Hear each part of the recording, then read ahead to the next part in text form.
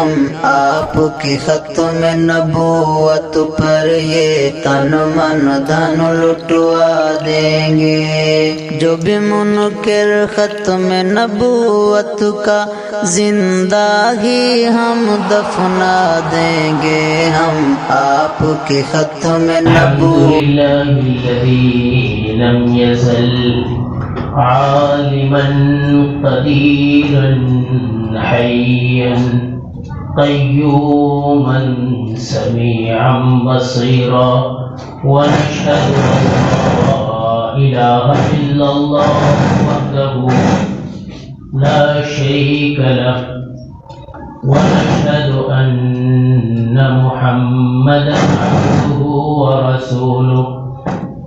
أعوذ بالله من الشيطان الرجيم، بسم الله الرحمن الرحيم. قل هذه سبيلي أدعو إلى الله، أنا على بصيرة أنا ومن اتبعني وما أنا من المشركين. صدق الله المولانا العظيم. حضرات محترم، سامعین کرام، بزرگوں، دوستوں، دینی و ایمانی بھائیوں، قرآن کریم کی جو آیت کریمہ ابھی ہم نے پڑھی ہے، اس آیت کریمہ میں اللہ تبارک و تعالی نبی کریم سرکار دو جہاں صلی اللہ علیہ وسلم سے خطاب کرتے ہوئے یہ کہہ رہے ہیں کہ آپ یہ کہہ دیجئے کہ یہ میرا راستہ ہے، یہ میرا کام ہے، میں اللہ کی طرف لوگوں کو بلاتا ہوں، میں اور ہمارے جو متبعین ہیں وہ کامل بصیرت پر ہیں، اور مشرکین سے، شرک سے ہم بیزار ہیں۔ قرآن کریم کی اس آیت میں اللہ تبارک و تعالی نے نبی کریم صلی اللہ علیہ وسلم کی طرف خطاب کرتے ہوئے آپ صلی اللہ علیہ وسلم کا جو اہم کام تھا اس کام کی طرف توجہ دلائی ہے۔ وہ کام کیا ہے؟ اللہ کے رسول صلی اللہ علیہ وسلم کا جو کام تھا، ادعو الی اللہ، یعنی میں دعوت دیتا ہوں اللہ کی طرف۔ دعوت یہ ایک مشن تھا، ایک تحریک تھی، اور اسی مشن پر آپ صلی اللہ علیہ وسلم کی پوری زندگی نبوت ملنے کے بعد سے لے کر 40 سال کی عمر کے بعد سے، 40 سال میں جو نبوت ملی اس کے بعد سے لے کر آخری عمر تک، یعنی 63 سال کی عمر تک جو بھی ترقی ہوئی، یہ اسی دعوت کے مشن کی وجہ سے، اسی تحریک کی وجہ سے۔ آپ صلی اللہ علیہ وسلم نے کئی اہم امور کی طرف خاص طور سے آپ نے جہاں توجہ دی، کچھ لوگ آپ کے ساتھ وہ تھے جو کہ دین کی حفاظت اور کتابت کا اہم فریضہ انجام دیتے تھے، آپ کے ساتھ ہر وقت ہیں، اور آپ کی چیزوں کو وہ لوگ لکھتے تھے۔ کچھ لوگ وہ تھے جو مشاورتی کونسل میں آپ صلی اللہ علیہ وسلم کے ساتھ تھے۔ اسی طرح سے کچھ خاص لوگ وہ تھے جو باضابطہ دعوت کے کاموں میں مصروف تھے، حالانکہ ان میں سے ہر شخص آپ صلی اللہ علیہ وسلم کے جو متبعین اور جو صحابہ تھے ان میں سے ہر ایک کا یہی مشن تھا، مگر اس کے باوجود کچھ باضابطہ لوگ بھی تھے جو اسی کام میں مصروف و منہمک تھے۔ اسی طرح سے خواتین کا جو شعبہ تھا وہ بھی ایک اہم شعبہ تھا، اور خواتین کے بیچ میں اصلاح و ہدایت اور دعوت کا کام کرنے کے لیے آپ صلی اللہ علیہ وسلم کی جو بیویاں تھیں وہ اس اہم فریضے کو انجام دیتی تھی۔ اسی لیے قرآن کریم نے کہا ہے یا نساء النبی، اے نبی کی عورتوں، تم عام عورتوں کی طرح سے نہیں ہو۔ اس سے سمجھ میں آتا ہے کہ ایک ایک چیز پر آپ صلی اللہ علیہ وسلم کی کتنی نگاہ تھی اور دعوت کے کام کو کس سسٹمیٹک انداز سے آپ انجام دیتے تھے۔ اور آپ صلی اللہ علیہ وسلم جب دعوت دینے لگے اور آپ کے جانثار لوگوں کو دعوت دینے لگے، مکۃ المکرمہ پر کون سا ایسا ظلم ہے جو اللہ کے رسول پیارے نبی محمد مصطفیٰ صلی اللہ علیہ وسلم پر نہیں ہوا؟ جب آپ اس سے باز نہیں آئے اور دعوت کے کام میں مصروف مزید اپنے آپ کو، اپنی مصروفیت کو مزید بڑھا دیا، یہی نہیں بلکہ آپ صلی اللہ علیہ وسلم جہاں حج کا خیمہ لگتا تھا وہاں جاتے تھے، اوکاز بازار میں جاتے تھے اور جا کر کے لوگوں کو وہاں توحید کی طرف بلاتے تھے اور آپ بتاتے تھے،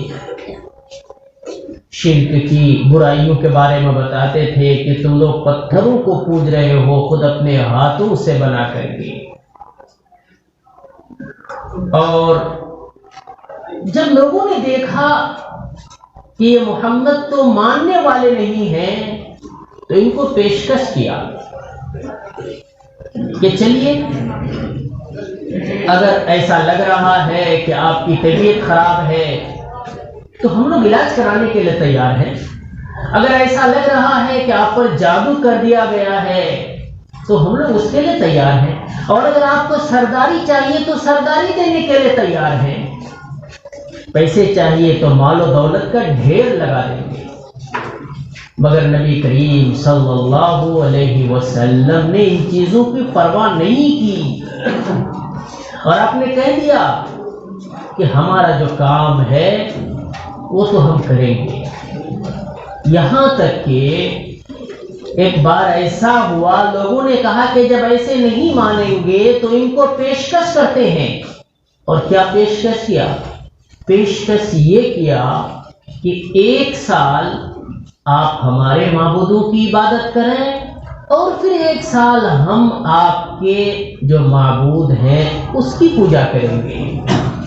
قرآن کریم کی آیت نازل ہوتی ہے قل یا ایھا الکافرون لا اعبد ما تعبدون ولا انتم عابدون ما اعبد ولا انا عابد ما عبدتم ولا انتم عابدون ما اعبد لکم دینکم ولی دین۔ ایسا نہیں ہو سکتا ہے۔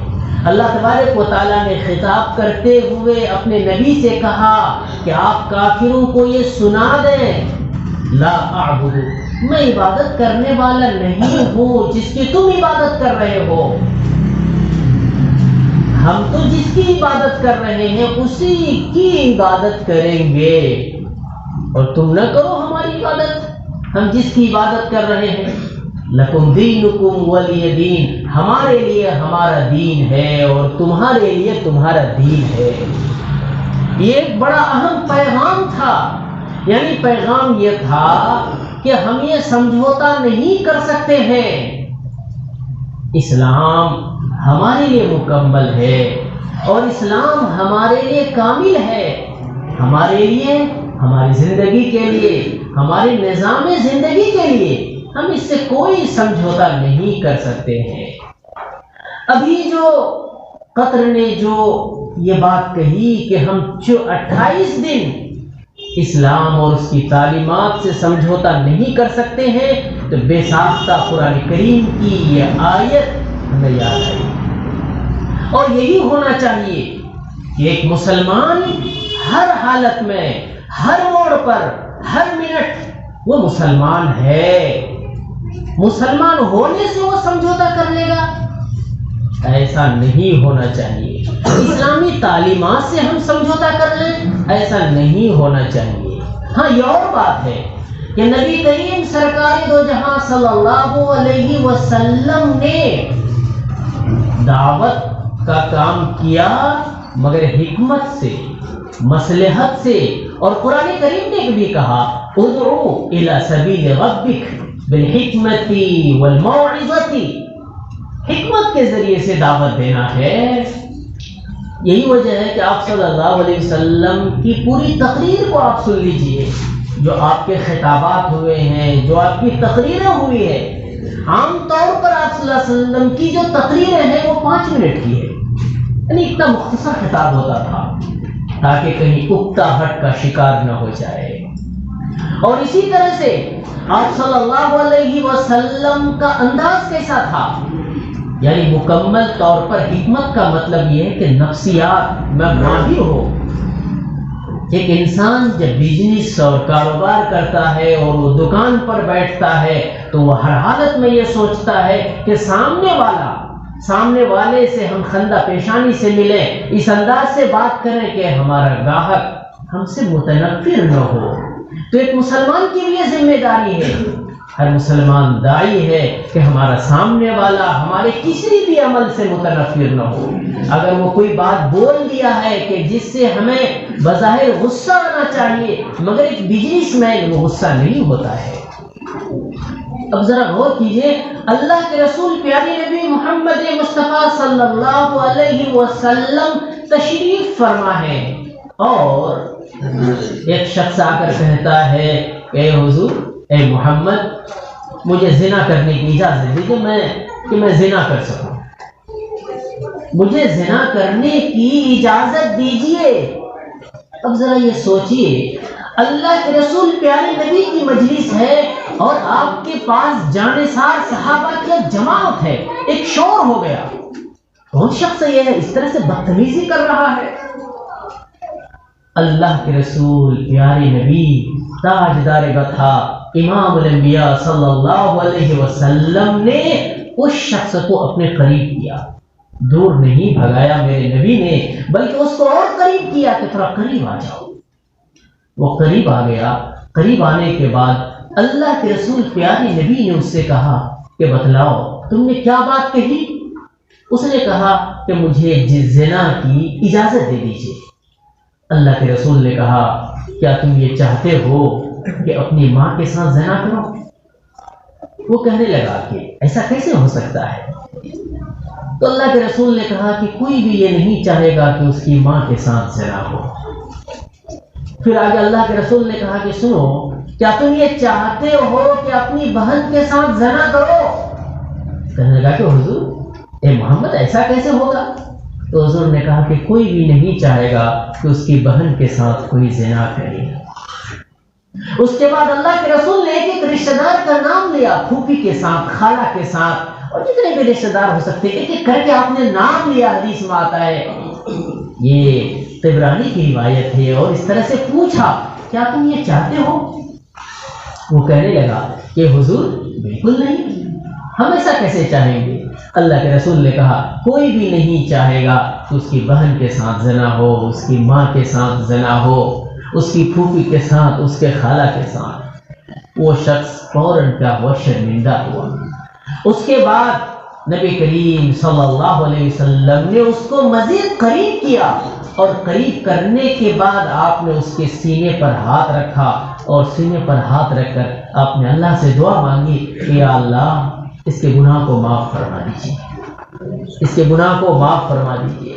اب ذرا یہ سوچئے کہ وہ انسان کتنا متاثر ہوا ہوگا میرے نبی تاجدار وطا امام الانبیاء صلی اللہ علیہ وسلم سے۔ یہی ہے جس کو قرآن نے کہا ہے اللہ کے رسول کو اعلان کرنے کے بارے میں کہ کہہ دو ہذہ سبیلی، یہ میرا راستہ ہے، یہ میرا کام ہے، یہ میرا مشن ہے۔ اب ذرا دیکھیے اللہ کے رسول پیارے نبی محمد مصطفیٰ صلی اللہ علیہ وسلم کی تعلیمات میں، آپ صلی اللہ علیہ وسلم کی جو تعلیمات ہے وہ انسانیت اور فطرت انسانی کے عین مطابق ہے۔ ابھی جس طرح سے وہاں پر آپ صلی اللہ علیہ وسلم کی جو اس طرح کی جو تعلیمات تھی اس کو بورڈ میں جگہوں پر اس کو آویزہ کر دیا گیا، لٹکا دیا گیا۔ ہم سب کو اس سے سیکھنا چاہیے کہ ہم ان تعلیمات کو جگہ جگہ کم سے کم اپنے محلے میں جہاں تک ہم پہنچا سکتے ہیں وہ ہم پہنچائیں اور اس کو لٹکائیں کئی زبانوں میں، تاکہ لوگ پڑھیں کہ کون تھے نبی جس نے یہ کہا ہے کہ انسانوں میں سے سب سے بہتر ہے جو لوگوں کے لیے نفع بخش ہو۔ یہ کون نبی تھے جس کا قرآن یہ کہہ رہا ہے کہ جس نے ایک انسان کو قتل کیا اس نے پوری انسانیت کو قتل کر دیا، اور جس نے ایک انسان کو زندگی دی پوری انسانیت کو زندگی بخشی، جس نے ایک جگہ فساد پھیلایا گویا کہ اس نے پوری روئے زمین پر فساد پھیلا دیا۔ یہ کس کا قرآن کہہ رہا ہے؟ یہ باتیں وہ ہے چونکہ دوسرے لوگ متاثر ہوں گے مگر یہ پیغام پہنچانے والا تو کوئی ہو۔ یاد رکھیے حالات جیسے بھی ہوں گے مگر دعوت کے ذریعے سے ہی، چاہے طریقہ حالات کے اعتبار سے بدل دیں تو بدلنا پڑے گا، دعوت کے ذریعے سے ہی ہمیں کامیابی مل سکتی ہے۔ یہی وہ دعوت تھی کہ جس کی وجہ سے جب تاتاریوں نے حملہ کیا تھا سن 6 صدی ہجری میں، 6 صدی میں تاتاریوں نے جو حملہ کیا، کیا ہوا؟ کوئی سوچ سکتا تھا کہ اب اسلام دنیا میں رہ پائے گا، مسلمان رہ پائیں گے؟ مگر اس کے باوجود جب دعوت کے میدان میں چھوٹے سے پیمانے پر لوگوں نے جنگلوں سے شروع کیا اور تاتاریوں کے کچھ اولادوں سے شروع کیا تو کیا ہوا؟ نقشہ بدل گیا، اور وہی انہی کی اولاد کیا ہوئی؟ مسلمان ہوئی، اور پھر ایک نظام یہ ہو گیا۔ اسی طرح سے 10ویں صدی میں جب اکبر نے دین الہی کی بنیاد ڈالی تھی، سوچ سکتا تھا کہ اب کیا ہوگا اسلام کا، مگر مجدد الفسانی اور اس وقت کے جو علماء کرام تھے اسی دعوت کی محنت سے انہوں نے کایا پلٹ دیا، زندگی کا نقشہ پلٹ دیا۔